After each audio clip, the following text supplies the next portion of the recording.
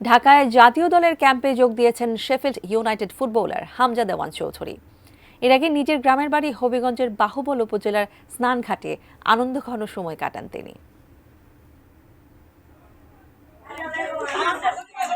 England থেকে সোমবার বিকেলে গ্রামের বাড়িতে পৌঁছান বাংলাদেশি ফুটবলার হামজা। বাড়িতে ফিরে কিছু সময় বিশ্রাম নিয়ে আত্মীয় স্বজন সহ গ্রামের মানুষের সাথে কুশল বিনিময় করেন তিনি।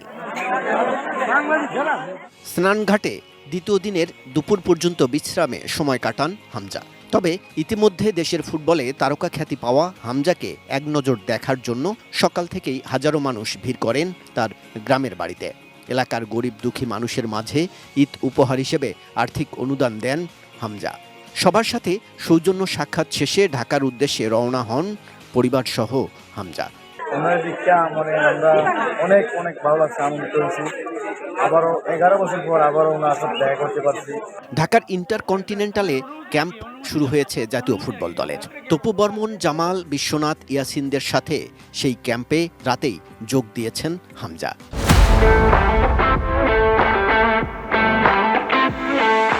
সবাই আশা করতেছে যে হামজার মাধ্যমে বাংলাদেশের একটা বড় রকম কিছু হবে, এটা আর কি। আমরাও তো আশা করতেছি এটাই, সে যে আসছে, সে তো আসছে বাংলাদেশের টানে, যে বাংলাদেশের জন্য কিছু করতে চায়। আগামীকাল বুধবার দুপুরে সংবাদ সম্মেলনে কথা বলবেন তিনি।